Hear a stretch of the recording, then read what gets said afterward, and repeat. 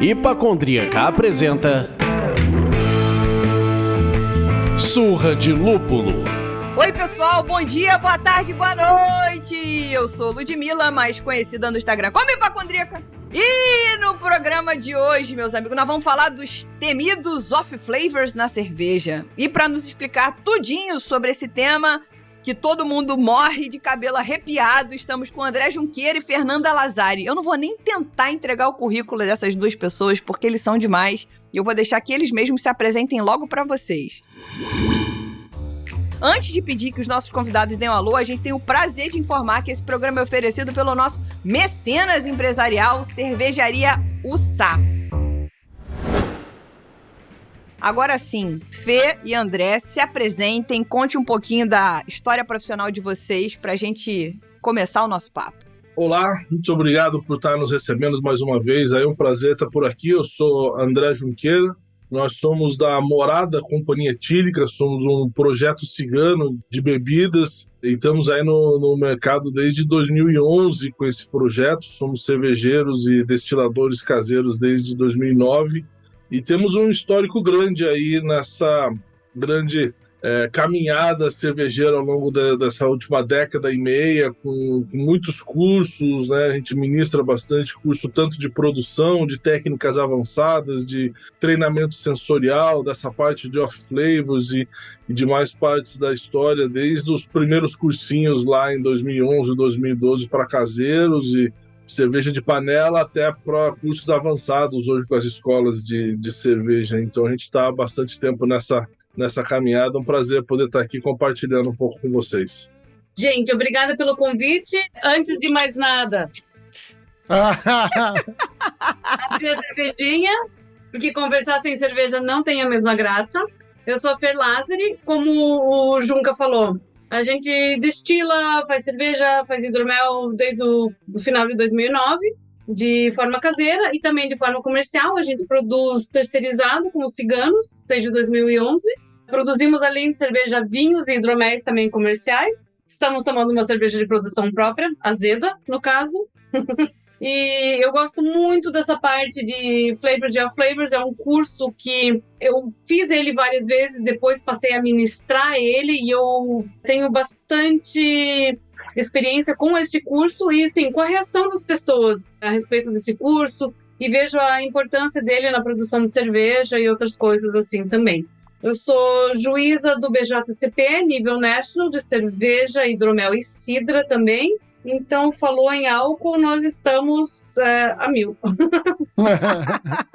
Defeitos de álcool também, infelizmente. Perfeito. Bem-vindos, bem-vindo Junca, bem-vindo Fê. Muito bom tê-los aqui. Eu sou o Leandro, mas hoje vocês podem me chamar do Pepe Le Pew, ou então, como era dito na nossa infância, o Pepe o Gambá, ali daquele desenho animado. Era um gambá abusivo pra cacete, né?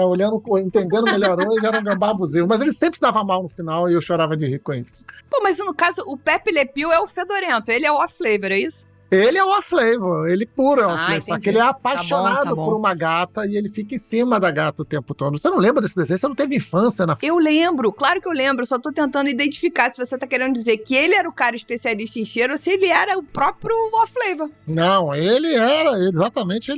Ele era o cheiro. Ele era o off-flavor ambulante. Então tá bom. Perfeito, ele era o light truck do desenho, é isso?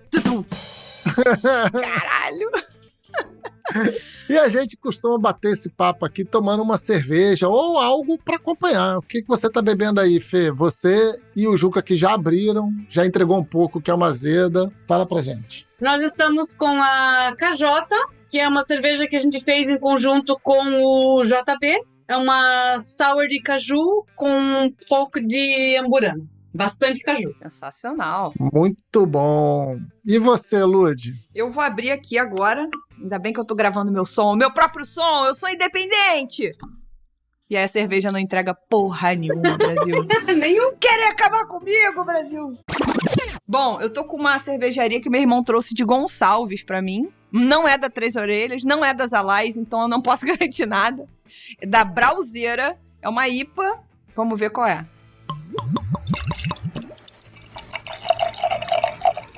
Eu tô tentando... Tá causando tensão só. É uma pausa dramática isso aí. Não, eu tava tentando fazer o barulho do microfone, que o nosso editor vai pegar com certeza. Com certeza, com certeza.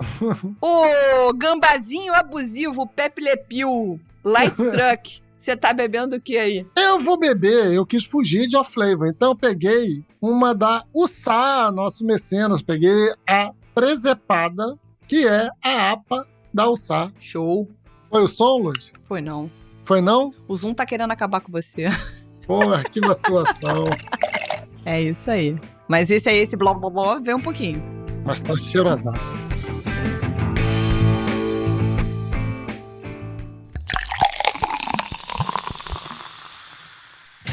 Se você gosta do nosso conteúdo e ainda se identifica com a gente, apoie o Surra de Lúpulo por meio do site apoia.se/Surra de Lúpulo ou comprando uma camiseta na nossa loja.surradelúpulo.com.br. Mecenas ganha conteúdo exclusivo toda semana, participa do nosso grupo de WhatsApp e sorteios de brindes insanos. Ah, mas a grana tá curta ou você ainda não ama tanto a gente assim. O outro jeito de ajudar é seguindo a gente na sua plataforma de streaming preferida e dando 5 estrelinhas no Spotify e no Apple Podcast. Lembre-se de compartilhar esse programa com seus amigos, isso ajuda muito na distribuição dos episódios.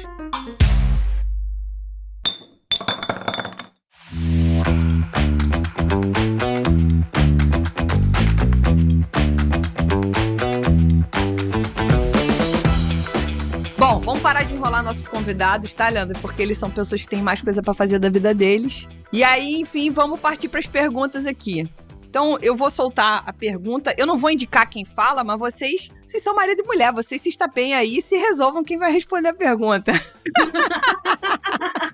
A gente se chuta debaixo da mesa e a gente acerta a ordem disso daí. Não se preocupe. É isso. Bom, faz de conta que chegou uma pessoa desavisada aqui no Surra de Lúpulo depois de 210 episódios. E aí essa pessoa não sabe ainda o que é off-flavor. Então explica pra gente o que é off-flavor na cerveja e rebenta com eles, esse desavisado. Mas que coisa essa pessoa. Ainda bem que veio ao lugar certo. De forma muito simplista, o off-flavor são defeitos sensoriais na cerveja. Normalmente defeitos sensoriais causados por compostos não desejáveis na cerveja. Então, esses compostos não desejáveis podem ter várias origens. Normalmente, eles são endógenos ao processo de produção. Então, eles são provenientes de problemas com fermentação, matéria-prima, outros processos. Mas também eles podem ter outras origens, outros tipos de contaminações. Mas, resumindo, é um defeito que está acontecendo na cerveja. O que acontece, né, quando a gente fala em flavor? Flavor nada mais é do que sabor. O sabor é aroma mais gosto. Então, aroma, nós temos bilhões de receptores dentro do nosso nariz de aroma e eles podem captar muitos aromas diferentes que a gente pode identificar. Normalmente a gente não pode, mas poderia com treinamento, lógico. E ainda o gosto. O gosto são aqueles 5 gostos básicos. Quando você junta isso, você tem um sabor. O sabor de alguma coisa.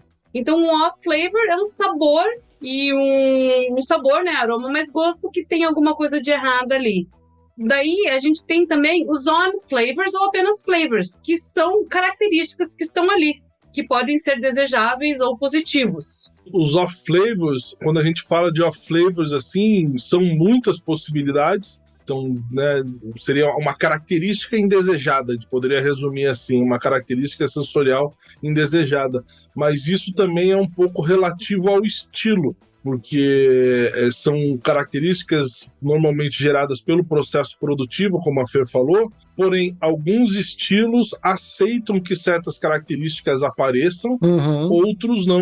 Tem estilos que aquela característica ela é desejável por estilo, e tem característica que não é desejável por estilo. Existe um pouco dessa relatividade dentro da história. E além disso, para deixar bem claro, existe também, além do off-flavor, que é o que você considera normalmente um problema de produção, na maior parte das vezes, também existe o que a gente chama de taint, que são contaminantes, que são também características sensoriais mas que não necessariamente foram gerados por algum processo durante a produção da cerveja, mas sim já estavam presentes ali em alguma das matérias-primas. Então vamos dar um exemplo muito óbvio, assim, ridículo. Se você pegar uma água e a água não está limpa, está com cheiro ruim, está com algum contaminante na água. Você usou aquela água para fazer a tua cerveja, vai vir, né, aquela característica indesejável vai passar para a cerveja. Não foi um problema da tua fermentação ou do teu cozimento, da tua mosturação, de nada disso. Já veio numa matéria-prima. Podia ser nos maltes, né? O malte vem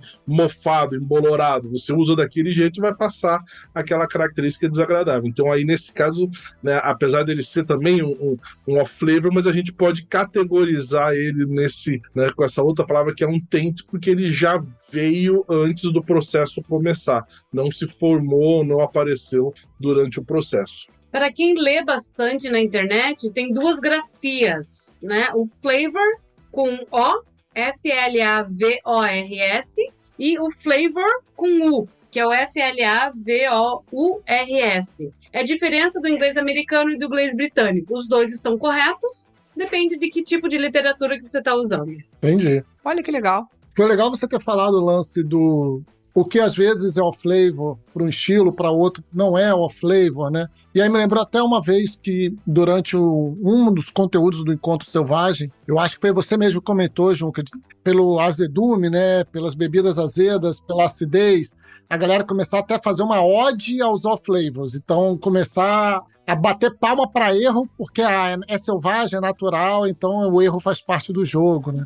Para a galera não cair nessa armadilha, você consegue trazer alguns exemplos para os nossos ouvintes estarem assim, um pouco por dentro desses assuntos, né? Do que para uma gama de estilos vale, para outras não vale, onde é que as pessoas podem pisar com um pouquinho de segurança para entender o que elas estão bebendo? Algumas características são sempre inapropriadas em cerveja, né? Papelão, que é oxidação, isso é sempre inapropriado, independe do estilo. Metálico, não pode em estilo nenhum. Ácido butírico, né? O ácido butírico é aquele que tem contaminação bacteriana de matéria-prima, principalmente malte. Então isso, de qualquer maneira, está errado, independente do estilo. Tem outras características que podem ser desejáveis em alguns estilos, apesar de a gente chamar como off-flavor. Acetato de isomila é uma dessas. O acetato de isomila, em quantidades bem pequenas, lembra pera. Em quantidades mais altas, banana. Fenólico, em quantidades pequenas, lembra o spice. Em quantidades um pouco maior, pode ser cravo, pimenta da Jamaica, grãos do paraíso. Essa é a dobradinha que toda Weiss precisa ter. Quando você faz uma Weissbier, a levedura, por característica da levedura, de extrato do mosto e temperatura de fermentação, vai ter essa dobradinha banana e cravo, que é o acetato de isomila e o fenol. Se ela tiver numa Pilsen ou numa cerveja que não seja uma Weiss, essas duas características podem ser consideradas defeito. Se o acetato de isomila está numa quantidade que começa a lembrar chiclete, tinta automotiva, o fenólico começa a lembrar remédio, band-aid, medicinal, eles passam a ser off-flavors. Então, a mesma característica que era desejável naquele estilo, quando você muda a quantidade, passa a ser indesejável. Tem várias outras características, como o diacetil e o acetaldeído. Em cervejas inglesas, numa quantidade muito, muito pequena, são cervejas que puxam mais para o malte, uma pequena quantidade de diacetil e acetaldeído, bem pouquinho, são aceitáveis. Uma das características é porque eles trazem complementação terciária para sabor e aroma do malte. O diacetil é aquele butterscotch, manteiga de pipoca de cinema, o caramelo. O acetaldeído é a massa verde, uva verde, frutas não maduras. Um pouco disso pode ser causado da levedura da cerveja inglesa. A levedura da cerveja inglesa flocula muito rápido e muitas vezes ela não tem tempo de reabsorver esses compostos que ela criou. Então, se você tem um pouquinho dessas características na cerveja inglesa, ok. Se você tem essas características numa cerveja belga, não está ok. E se você tem muito dela, mesmo na cerveja inglesa, também ela passa a ser um off-flavor. Tem outras características bem desejáveis, principalmente em cervejas bem alcoólicas e bem intensas, que em grandes quantidades também não são legais, né? A gente fala muito em hexanoato de etila, que muitas das cervejas apresentam, principalmente cervejas belgas e cervejas strong ales mais alcoólicas, que é a casca da maçã vermelha. É um éster super agradável. Baunilha também é uma característica bem agradável, amêndoas, geraniol, que é o floral proveniente do lúpulo, são todas características que, em geral, nós consideramos positivas, consideramos como on flavors ou, né, flavors. Mas, se ela está na cerveja errada e na quantidade errada, daí não rola. Até um exemplo que às vezes a gente nem pensa muito como off-flavor, mas é uma característica que está aí, a própria acidez, né? Se você está fazendo uma sour beer, ter acidez é desejável. Sim. Mas se não é uma sour beer, ela tiver ácida, é completamente desejável, tá fora. Então notem que quando a gente fala de off-flavors, não é só a presença de um determinado composto. É a presença dele, em que quantidade e em qual estilo de cerveja, se aquilo era esperado ou não. Veja que a maioria dos que a Fernanda citou são compostos que são subprodutos do próprio processo fermentativo. Então você tem leveduras que se expressam mais e produzem mais, e leveduras para aqueles estilos específicos são esperados ter esses aromas e sabores, mas outras leveduras você não espera que ela tenha aquilo. Então se você está fazendo uma cerveja cujo perfil de aromas e sabores provenientes da fermentação deveria ser mais tendendo ao neutro, e você traz um monte de característica, a cerveja pode até estar boa, mas do ponto de vista de você julgar ela dentro do seu estilo, ela está com off-flavors, porque ela não deveria ter aquela característica ali, até de vez em quando uma característica agradável, né? Mas você pode julgar uma cerveja ela por ela mesma, ou ela inserida nesse contexto do julgamento por estilo, como se faz um concurso. Aí ela é um pouco mais fechado o que é aceitável dentro de cada um desses estilos, né? Só para complementar um negócio que o Juca falou, Fê, achei interessante isso que você trouxe, Juca, do tipo, de repente ela pode ter uma característica que pra gente é agradável, mas ainda assim ela tá fora do estilo. Então isso deve ser uma pegadinha tremenda. Pro consumidor não faz a mais vaga diferença. Se ela tiver uma cerveja agradável, pra ele não faz a menor diferença, mas se essa cervejaria tiver alguma intenção de ter um reconhecimento em concurso, isso é uma barreira tremenda, né? Correto, tem vários desses off-flavors de volta que não são desagradáveis ao sabor, né? Uhum. No butterscotch da manteiga de pipoca. Sim. Ele até muda um pouco a textura, deixa ela mais cremosa, ligeiramente oleosa na língua. Ela fica com uma estrutura de boca interessante, diferente, agradável. Até mesmo um clássico problema de processo que é ter o DMS. O DMS vai lembrar um pouco, muitas vezes, cheiro de milho, de cereal, às vezes de vegetal cozido. Não é um aroma ruim, não é um aroma indesejado, né? Todo mundo adora comer uma espiga de milho, abrir uma lata de milho em conserva. Mas naqueles estilos não faz sentido. E tem também a questão de cada pessoa reage um pouco para algum tipo desse off-flavor. Ou seja, pessoas são mais sensíveis ou menos sensíveis, tanto à percepção quanto à digestão daquilo ali. Então, uma pessoa é menos sensível ao DMS, toma uma cerveja, tem um gostinho de milho no fundo, tanto faz para ela toma meia dúzia, não sente problema nenhum. Tem outro que já é super sensível àquilo ali, já não consegue, né? Eu por exemplo, sou muito sensível ao de oxidação. Então, ele é um cheiro de papelão, velho papelão molhado, né? Lista telefônica velha de 20 anos jogada no aquele troço. Então, aquilo, se eu tomo uma cerveja com aquilo, ela me empapuça, não é nem só questão sensorial. Né? Ela não consigo, ela não vai render, você não vai conseguir ter um drinkability, ela acaba completamente com o produto. Enquanto um toquezinho de diacetil, você fala, paciência, estamos aqui tomando uma bitterzinha inglesa com um toque de diacetil, uma brown ale com diacetil, a vida é assim mesmo, segue o jogo e toma a tarde toda, não tem problema nenhum. Então tem muitas questões relativas dentro disso. Né? Perfeito. Quando a gente fala de cursos de análise sensorial e o próprio estudo de análise sensorial em cervejas, a gente tem usado um termo, uma definição mais moderna hoje em dia, que é padrões sensoriais. Em inglês, flavor standards. Uhum. Justamente por essa complicação. O que é flavor? O que é off-flavor? O que aquilo significa? Em uma cerveja ele é um defeito, em outra cerveja aquilo não é um defeito. Então, os padrões sensoriais ou flavor standards fazem muito mais sentido quando você começa a estudar isso, porque sim, são mais de 120 características que a gente consegue sentir, ou no aroma, no gosto, né, no sabor como um todo, na sensação de boca, na cerveja. E a gente chamar tudo de off-flavor é injusto E são padrões sensoriais, então essa nova definição faz muito sentido, de não ficar só preso em off-flavor e aquilo sempre ter essa conotação negativa. Legal. Eu vou pular para a próxima pergunta, que eu imagino que eu sou uma fofoqueirinha. Eu tenho essa cara de gente boa, mas eu sou uma fofoqueirinha.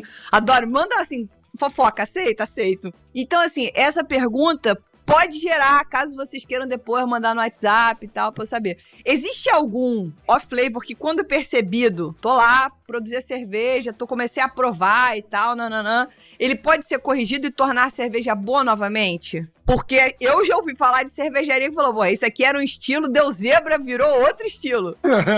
Por favor, me elucidem. Me elucidem. Accidental Sour. Accidental Sour. Contamina Sour. Contamina Sour. Accidental Sour. A resposta certa é não. A resposta certa é não. Vamos partir do princípio que não. Existe um ou outro composto que é um pouco mais volátil, tá, e você, às vezes, forçadamente consegue diminuir o impacto dele. Vamos dizer assim, algum composto ali sulfuroso, né, de enxofre. Nossa, é horrível. Esses caras são também problemas, né? Vai dar um gostinho de ovo, de casca de ovo, de fósforo escado, fósforo queimado, assim, né? Então esse é um cara que é um problema de fermentação, uma fermentação que não amadureceu, não fermentou 100% de acordo, teve algum estresse, algum problema ali, e aquilo tá na bebida. Porém, é um composto que é relativamente volátil. Então, se o cara tá com essa cerveja no tanque, pluga um cilindro de CO2 no tanque, faz o que chamam de uma lavagem de CO2, descarrega um cilindro inteiro de CO2 no fundo, isso não pressurizando o tanque, né? Deixando o tanque aberto, deixando esse CO2 escapar, então você lava a cerveja de CO2, borbulha tanto que boa parte desses compostos vão se volatilizar com esse CO2 e ir embora. Então você consegue diminuir, tem um ou outro que você consegue fazer isso na marra. Dizer que a cerveja vai ficar boa, difícil de dizer. Dizer que você pode salvar uma catástrofe para algo plausível, né? Vamos jogar fora o tanque inteiro, ainda vai lá. Mais perto de ser assim. E de vez em quando tem essas questões assim, eu já vi de todo tipo de coisa, né? De dar não só off-flavor, mas a pessoa na operação errar a receita, né? O cara foi lá na geladeira e pegou o galão de levedura errado, né? Ia fazer, sei lá, uma Weiss e meter uma levedura neutra ali, não ia sair de qualquer jeito, vira uma Pale Ale com trigo e vamos chamar de outra coisa e botar assim, faz mais um dry hopping depois, se não for que se transforme. Então esse tipo de coisa não é raro, né? Como é que diz? É raro, mas acontece muito. É raro, mas acontece muito. Neste exemplo que você trouxe do enxofre, né, do CO2, se fizer isso, a primeira coisa que vai acontecer com essa cerveja vai perder carbonatação, não vai? Ah, sim, daí você carbonata ela de novo depois. Vai virar... Claro, você vai sacrificar, gastar um cilindrão a mais de CO2, descarbonatar ela fazendo essa lavagem. Obviamente que se essa cerveja também tinha outros compostos voláteis junto ali, você também lavou e jogou fora. Vai tudo embora.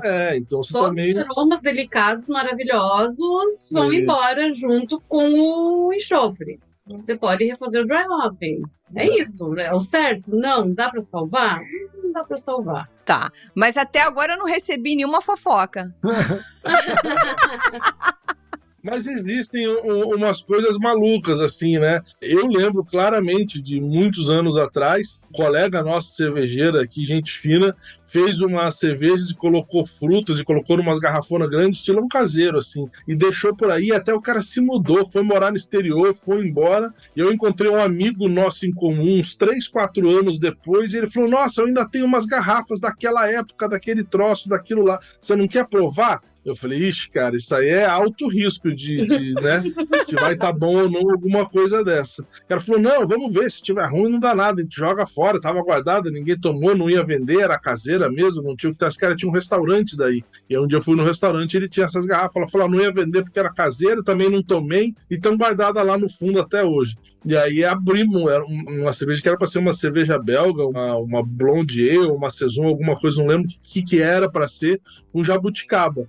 E a cerveja contaminou, azedou, apodreceu completamente, Caralho. né? E foi uma das melhores sours que eu já tomei. Meu Deus! Sensacional.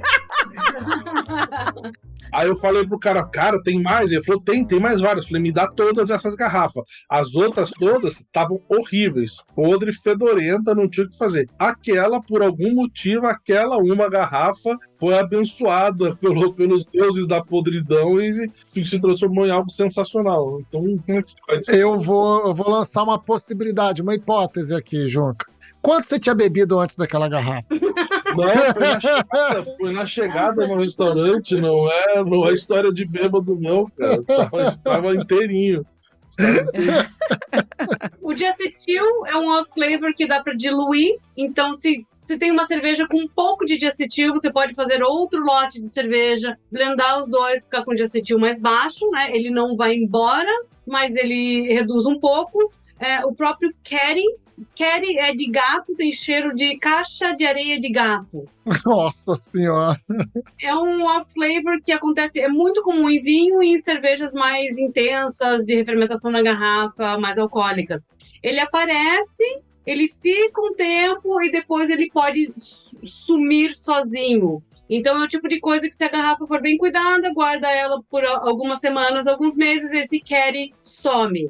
Mesma coisa com o acetaldeído, né? O acetaldeído, ele pode ser reduzido em álcool etílico, então ele pode virar álcool, como o álcool pode virar acetaldeído. Então, dependendo da fase que aquela cerveja está, se você está fazendo uma refermentação da garrafa e tem um pouco de acetaldeído, você pode esperar um pouco, que pode ser que, se essa cerveja for bem guardada, você tenha, depois da refermentação, a quebra desse acetaldeído em álcool etílico e ele some. Então tem um fator meio maluco nisso, que alguns desses compostos não são completamente estáveis. Uhum. Como a Fer falou, ele pode, depois de um tempo, se degradar e tal. Mas também, com a presença de certos tipos de micro-organismo, esses compostos podem se tornar ali precursores para serem feitas biotransformações, complexações, reduções por esses micro-organismos e transformar aquilo em outra coisa. Então, uma sour envelhecida com presença de pediococcus e leveduras selvagens, Brettanomyces, esse é um caminho natural para ela. No primeiro momento, alguns primeiros meses do processo dela no barril, a acidificação por pediococcus vai gerar muitos off-flavors, muitos compostos indesejáveis. Né? Até costuma-se falar que essa é a fase sick da cerveja, né? A fase doente, ela vai estar apodrecendo, fedorentona. Só que tudo aquilo que tiver presente ali vai ser usado pelas leveduras selvagens para poder aparecer o tal do funk que a gente tanto fala, né? Aqueles compostos secundários e terciários, o couro de cavalo, a silagem, o estábulo, celeiro, que tem aquele aroma que você só vai encontrar nessas sours envelhecidas por muito tempo dentro de barril, e só vai acontecer se todas essas fases acontecerem em consequência uma da outra. Vai precisar ter esses compostos de off-flavors para eles serem precursores para formar esses outros compostos lá na frente. Então tem, né, essa questão da instabilidade dos compostos também deve ser colocada dentro dessa equação. Então vejam que é uma equação muito grande, né, bem complexa para querer falar completamente de off-flavors, né?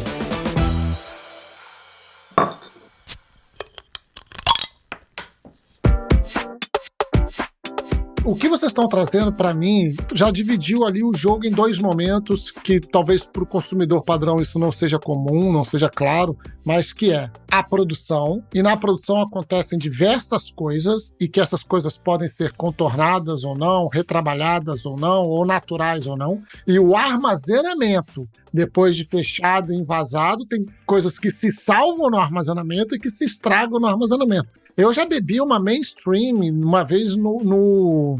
Gente, caraca! Pavão Azul, um boteco aqui de Copacabana, que é clássico em Copacabana. Uhum, clássico. E o cara trouxe, era vinagre puro. Eu falei, gente, olha só, assim, foi embora. Essa caixa de cerveja que tá guardada há muito tempo, já era, sabe? Por quê? Ela não saiu da fábrica assim, mas no armazenamento, ela foi embora, ela se perdeu. Então já tem essa diferença de jogo aí com isso. Ainda tem esse ponto que você trouxe de off-flavors que começam como isso e que se transformam em características normais. Ou seja, é um bicho maluco, né? Pra gente tentar ajudar a galera Vamos falar um pouco aqui de quais são os mais comuns, essas origens, que você já trouxe um pouco ali pra gente sobre isso, e características, e assim, o que fazer para evitar, né? E onde estão os maiores riscos deles? Se a gente pensar em estilos, quais são os estilos mais melindrados, mais sensíveis a serem acometidos por esses off-flavors? Olha, eu diria que, bem como você fez a divisão entre coisas que acontecem dentro da fábrica e coisas que acontecem fora da fábrica, né? Eu acho que provavelmente o número 1 é a oxidação, né? Porque a oxidação ela pode acontecer em todos esses estágios. Perfeito. Certamente ela vai ter que ter uma raiz na fábrica, porque o processo mais difícil, tecnicamente falando, da produção de cerveja é o envase. O envase é o momento que você tem que transferir ela do tanque para dentro de uma garrafa ou de uma lata, e é um momento que tem muito turbilhonamento da cerveja, ela vai ser exposta a ar, ao ambiente, então é difícil de você controlar todos os parâmetros ali. O equipamento tem que ser um equipamento muito bom, muito caro, coisa que principalmente para cervejaria artesanal, cervejarias de menor porte, é muito difícil ter acesso a uma tecnologia com alto controle de oxigênio dissolvido na cerveja. Então você consegue dissolver oxigênio na cerveja em muitos estágios e ele vai gerar um problema lá na frente. Esse problema vai ser largamente amplificado se a cerveja for mal cuidada depois de envasada. Conforme o tempo passar e quanto mais for judiado dela, pior fica. A cerveja ela é judiada por ação mecânica, chacoalhar ela é ruim. Então você imagina uma cerveja dentro de um caminhão viajando, o calor, né, temperatura, mudanças, temperatura alta e variações também de temperatura não são boas. Então imagina um caminhão numa estrada brasileira no calor levando uma carga de cerveja de um lugar para o outro, né? E aí chega lá, entrega no bar, o cara vem, põe as caixas do lado da geladeira onde está saindo o calor ali do motor e tal, fica ela a semana inteira a 35 graus, 40 graus do lado daquilo. Então isso daí, óbvio que vai amplificar muito, ainda mais quando a gente fala de cervejas padrão industrial, que são muito delicadas, né? Ou também cervejas de teor alcoólico mais baixo, de lupulagem mais baixa, são mais delicadas a isso. Então é tudo relativo também com esse nível de estabilidade da cerveja. Vários compostos dão mais estabilidade, outros deixam ela menos estável. Então eu diria que a oxidação é a número 1, porque é muito fácil. A luz do sol é um grande inimigo, o calor é um grande inimigo, a movimentação mecânica é um grande inimigo, qualquer contato com o oxigênio ali durante o processo é um grande inimigo para você ter. Então isso você encontra em cerveja comercial, em cerveja não comercial. É um clássico assim, né? Pra gente que gosta de cerveja artesanal, às vezes você vai lá num boteco e tem uma dúzia de opção e é tudo industrial. Aí você quer dar de bacana, peraí, não vou escolher aquela, vou tentar pegar uma que pelo menos que é puro malte aqui, um pouco menos pior ou diferente da outra, você quer dar uma de escolher ainda, né? E aí é uma sacada errada, que normalmente você entra num boteco e vê tá todo mundo tomando a mesma. Num boteco desse, né, cara? A mesma marca, naquela região, naquele lugar, é aquela que predomina. Aí você vai contra a maré, pega justamente essa que morou 10 dias do lado da saída de calor da geladeira. Tu tava lá? Tu tava no Pavão Azul comigo? Pois é, né, cara? Isso é um clássico, acontece toda vez. Então, né, a pessoa normalmente chega nessa pra mim aqui, sentou aqui, o que você vai pedir? Vai pedir essa puro malte? Tá falando, não, cara, olha as minhas em volta e peça essa, a que tiver gelada, porque senão a chance é muito maior de vir um troço ruim pra você do que essa daqui. Qual que mais sai aqui nesse bar? Qual que o povo tá tomando de caixa todo dia? É essa. Qual que é o barril que abriu hoje, né, cara? É essa. Não tem chance de errar. Porra. Depois disso, certamente são os vários provenientes da fermentação, né? Que essa é uma fase que a maioria desses caras que a gente falou são subprodutos do processo fermentativo. Acetaldeído em pequenas quantidades é super comum. Então eu falei, ele tem aquele cheiro de massa verde, maçã não madura, uva não madura. Ele é um final de fermentação que foi apressado ou não terminou muito bem. A Budweiser flocula a levedura dela com madeira de faia, com beechwood. Para quê? Para baixar a levedura americana um pouco mais rápido. Eles não usam levedura inglesa, eles usam levedura americana proprietária. Baixa essa levedura mais rápido e sobra um pequeno resquício de acetaldeído no final do processo de produção. E isso confere uma característica de cerveja verde ou fresca. Então, se você está fazendo isso por querer, é uma característica. Se você está fazendo como engano, é um defeito. Então também tem essa rolezinho, né? Essa pegadinha. E, então ele é super comum, muitas cervejas têm isso, principalmente final do ano. Quando rola correria, tem que sair um tanque atrás do outro, isso aparece bastante. Tá? E ele dá dor de cabeça nas pessoas. Tem bastante gente bem sensível ao acetaldeído. Então, às vezes, chega lá no novo, meu Deus, tomei a pior porra da minha vida, eu bebi um monte. Então, às vezes, você nem bebeu tanto assim, mas aquela cerveja foi feita em 10 dias. No carnaval, No né? carnaval. Horrível. E junto com o acetaldeído tem o diacetil, cervejas inglesas, aparece bastante isso, que a floculação da levedura às vezes acontece rápido demais e sobra um pouco de diacetil. O diacetil tem muitos compostos que a gente junta tudo como diacetil. Tem o 2,3-butanodiona, que tem aquele cheiro clássico de butterscotch, manteiga de pipoca de cinema, caramelo. Mas um que é muito comum é o 2,3-pentanodiona, que ele tem aroma de absolutamente nada. E a única coisa que ele tem, que aparece mais, é a sensação de boca, é oleosidade no palato. Então a língua fica recoberta por uma camada de alguma coisa. Então ele não tem aroma, ele não tem sabor, mas ele acaba formando essa camada de oleosidade em cima da língua. Junto com isso também tem o DMS, que acontece bem comumente. E como o André falou antes, o DMS e o diacetil não são necessariamente desagradáveis. Não é uma coisa ácido butírico, vômito de bebê, não é isovalérico, cheetos bola no ônibus da Reunidas. Não é nada disso. Só que, o que acontece com esses compostos? Rola o tal do empapucei. A cerveja está choca. Independente da pessoa entender de cerveja ou não, ele diminui o prazer na degustação da cerveja. Mesmo ele não sendo horrível, a pessoa bebe menos. Se a cerveja está virada em um suco de milho, a pessoa acaba tomando menos aquela cerveja. Ela fala, a cerveja está choca. Se tem aquela oleosidade no palato, que a cerveja está muito pesada, e o cara está lá com uma caldeireta no verão, e que quer virar uma atrás da outra, ele acaba bebendo menos também. Então, mesmo a pessoa não conhecendo de off-flavors, esses defeitos, nesse caso, quando eles são perceptíveis, eles diminuem o prazer que a pessoa tem em beber a cerveja também. Deixa, de certa forma, ela indigesta. Ele pode até não estar percebendo, não saber o que está acontecendo ali. Mas ele percebe que não é, cara, no dia a dia não é esse ritmo que eu tomo. Tô tomando aqui, tá me cansando, não tá descendo redondo, como disse. Eu tipo um atleta da cerveja. Porra, hoje a cerveja não tá legal. A culpa é dela, não é minha.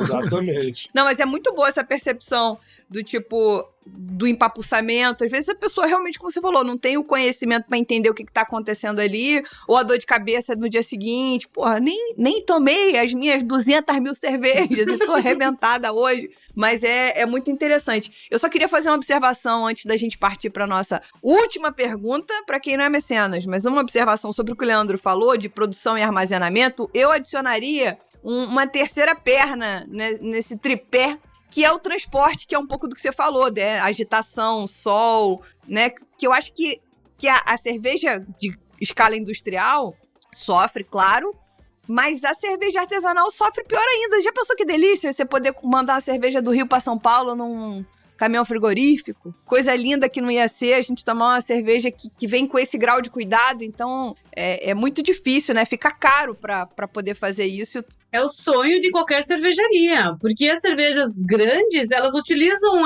antioxidante nas cervejas. Então, elas têm essa proteção. As artesanais, de modo geral, não utilizam. Então, essa cadeia fria de transporte e armazenamento é o sonho. Mas é isso. Estamos no Brasil, como é que vai dar conta disso acontecer? Com certeza, com certeza. Sobre essa parte do transporte, Lúdia, sempre que a gente fala disso, eu lembro da história do Rock in Rio 1, que teve problema para abastecer os chopes do Rock in Rio 1, e o Medina encheu como se fosse ele pegando a mangueira e enchendo, né? Mas a equipe encheu carros-pipas que colaram e abasteceram as serpentinas, os tanques, direto dos caminhões-pipas, cheios de cerveja.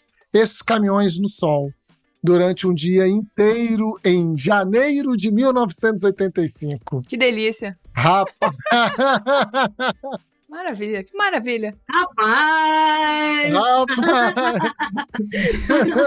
Não, mas ó, Em novembro do ano passado, em novembro de 2023, eu fui com uma amiga fazer um programa bem turístico no Rio de Janeiro, que foi subir ao bondinho. Uhum. E aí tava aquele sol de meio-dia, novembro, Rio de Janeiro, 298 graus na sombra. Pô, Pão de Açúcar lá no topo, a gente para. Eu vou mandar essa foto e a gente vai colocar essa foto no post desse programa lá no nosso blog. Chegamos lá, aquele sol maravilhoso, tá? Quando eu olho pro lado, eu falo assim, eu tava com a Fê da Rueira, Fê. Uhum. E aí eu falei, Fê, esses barris estão fechados, né? Aí eu peguei, tirei a foto, aproximei, barril da Sul-Americana, mas num sol. Ai, Mas num sol fechadinho. Eu falei, gente, que delícia, meus amigos. que judiação. Não, muita tristeza, muita tristeza. Esse é outro caso é raro, mas acontece muito. Mas acontece muito. Exatamente. Não, barril no chão do lado da saída do motor da chopeira é clássico. Isso daí a gente vê assim, tem vontade de chorar. O entregador vem trazer, joga tudo no chão num canto, tá lá no sol, o cara vai ver ali amanhã, depois de amanhã, que tava lá e passou 2 dias cozinhando que nem isso. Deve ter acontecido um negócio desse mesmo. Deve ter acontecido. E aí, só pra fazer uma conexão com o programa que a gente gravou com a Dil Bastos e Carolina Oda, quando ela fala que a gente vai num bar pra fazer todo o design de abertura, mesa e tal, não sei o quê, o cara quer vender 50 garrafas de vinho, 33 drinks, 6 tipos de cerveja, mas ele não tem espaço de armazenamento. Não, Exato. não tem nem onde colocar. Exato. E aí você deixa aquilo do pior jeito possível, você compra um produto que às vezes é caro, e aí esse produto não vale nada depois. Ou então você vai empurrar no consumidor do jeito que foi, não sabe depois porque teu negócio não deu certo. Enfim. E muitas vezes nessa hora a culpa acaba recaindo sobre a marca, né? Sim. Imagina, você senta no estabelecimento, pede a cerveja, o cara te traz, a cerveja Exato. tá zoadaça, você fala, pô, não vou comprar mais dessa cervejaria, essa cerveja zoada, fedida. Total. E pode ser, né, muitas vezes foi culpa do transportador ou foi culpa do estabelecimento que não cuidou bem do armazenamento ou do serviço, né? Aqui a gente falou dessas contaminações e dos off-flavors ali dentro da fábrica e no transporte, mas esquecemos até de mencionar a clássica linha de chopp, né? Quem nunca chegou Pois no é. lugar e tomou aquele chopp que tá lá, então você vai ver, não é nem no barril, é a linha que tá mal cuidada, tem pontos ali, né, de contaminação ou de coisas e tal. Exato. Eu passei por isso num galeto no centro da cidade. Exatamente isso. Exatamente. Seja de artesanais ou de industriais, isso é um fator comum. O cara tá na correria, o cidadão não vê essa semana, o último cara não fecha, não limpou, deixou ali, encheu de mosca à noite. Já tá tudo azedo ali dentro. Cara, você acha que não? Pensa que é uma biqueira daquela de chopeira, hã? Você acha que em todo boteco que você vai, o cara chega no final de noite e lava a biqueira por dentro, enxágua ela, lava toda a pingadeira, embrulha no plastiquinho para não ter nada? Não, claro que não. Inclusive, no dia seguinte, ele não vai fazer nenhuma... Não vai fazer. Não vai sangrar nada e ainda vai chuchar teu chopp ali na biqueira, meus amigos. Ainda vai meter teu copo, então. Vai mesmo. Exato, gente. Então é isso, tem a culpa da cerveja, a culpa é da marca. É difícil. Exato. Tá louco.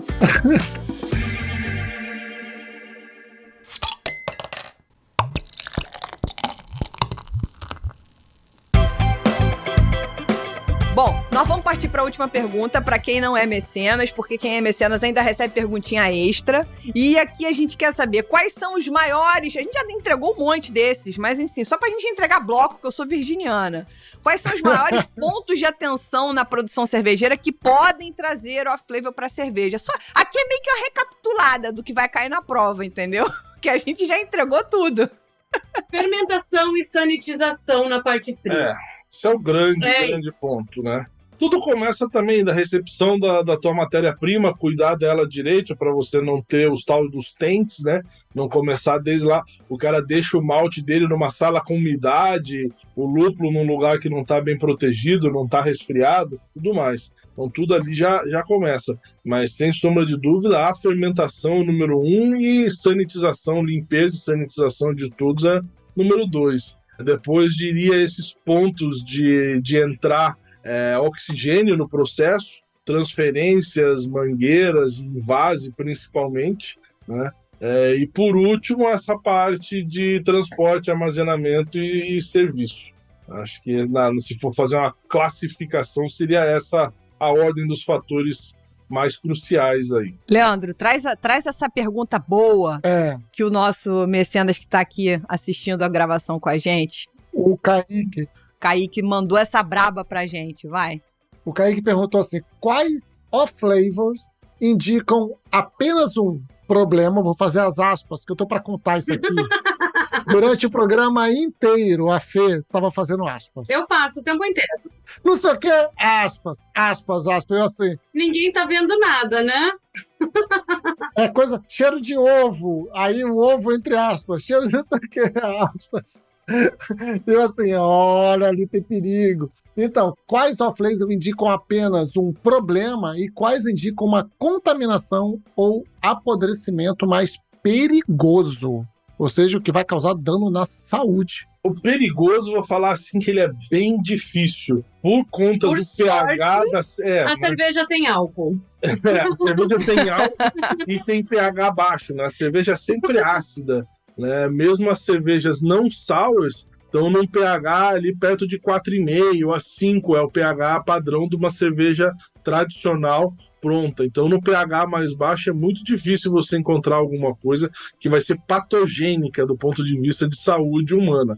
Tem algumas coisas que são ligeiramente venenosas, que nem álcools superiores, ésteres, que vão te dar uma dor de cabeça maior. Mas para chegar a um ponto de envenenamento, você teria que tomar uma dose muito, muito, muito, muito grande, difícil, você ia estar muito mal antes de chegar numa dose letal, assim. Então, desse ponto de vista, a cerveja é muito segura, e tanto você tem muitos relatos históricos, né, durante épocas longínquas aí da humanidade, regiões que se tomava muito mais cerveja do que água, as pessoas eram mais saudáveis aquelas que tomavam água, porque não sabiam que a água estava trazendo contaminantes. Então o próprio processo de aquecer a água, ferver o mosto, já vai matar muitos contaminantes, e a fermentação alcoólica, a presença de álcool, a presença de lúpulo, tudo isso são estabilizantes para o produto, para evitar qualquer tipo de coisa mais séria. Então é muito raro você se pensar em contaminações próprias da cerveja, né? Do processo cervejeiro.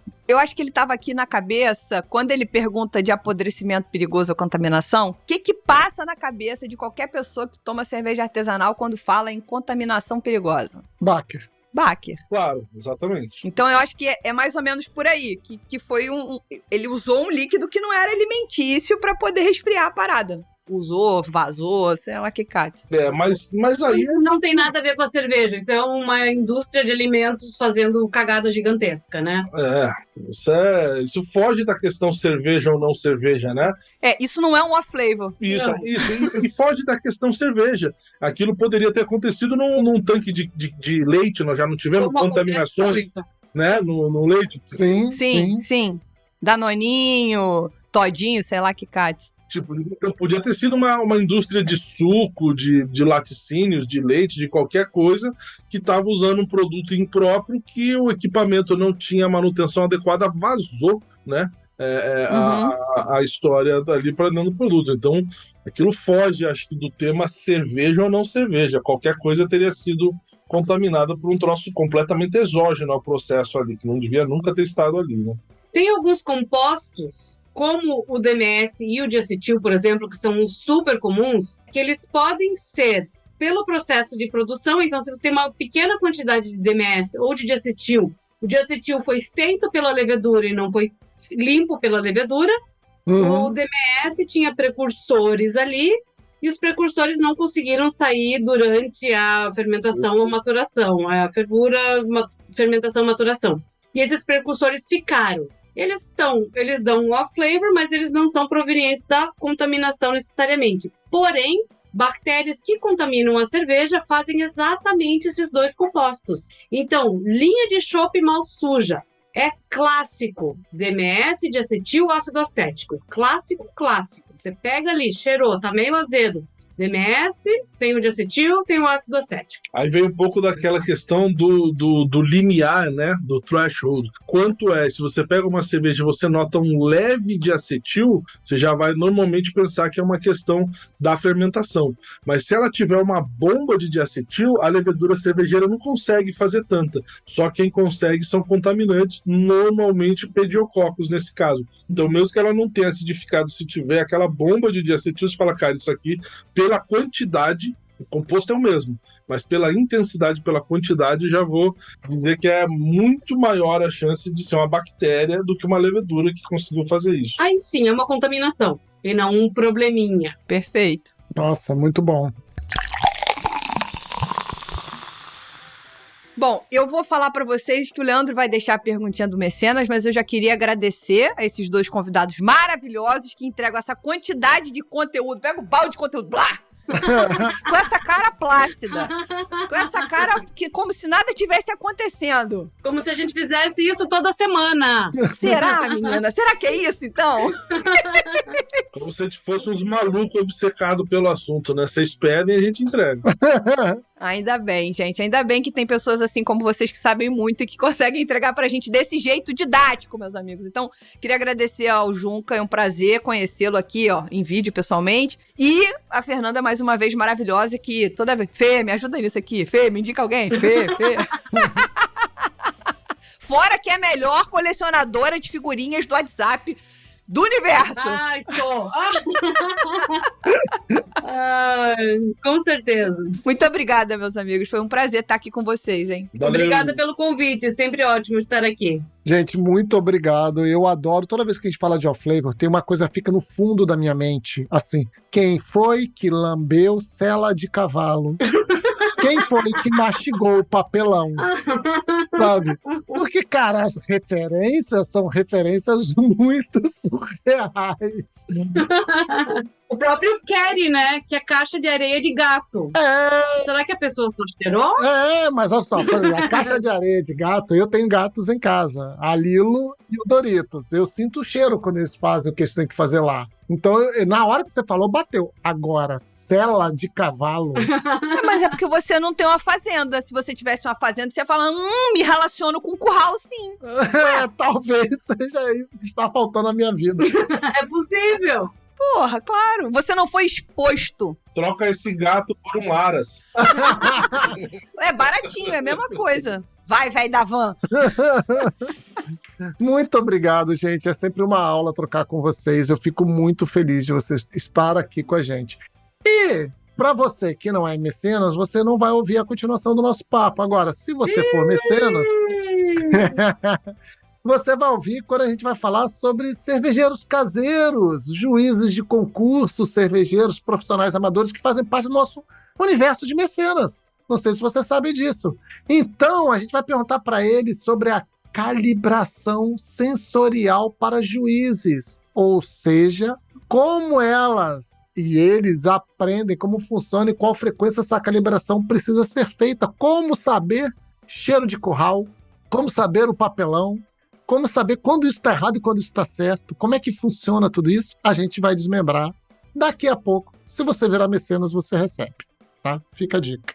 Isso aí, meus amigos. Então a gente vai encerrar esse programa do jeitinho que a gente gosta, agradecendo aos nossos mecenas que nos ajudam a manter a independência criativa e a casa arrumada com conteúdo muito incrível toda semana. Luana Carvalho, Carlos Eduardo Rocha de Santana, Lucas Pirola e Tomi Kajima. Caraca, tu bota esses nomes de sacanagem pra mim, fala a verdade. Na tua vez, sempre na tua vez. Paulo Oliveira e Sérgio Barra. É isso, meus amigos. Leandro, o que a gente fala no final de cada programa? Até semana que vem. Até semana que vem. Viu? Aprendi. Ih, Tem qual. aleluia.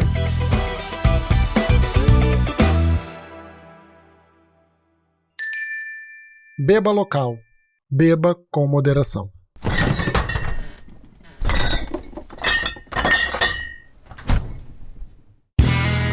Este podcast foi editado por Play Áudios.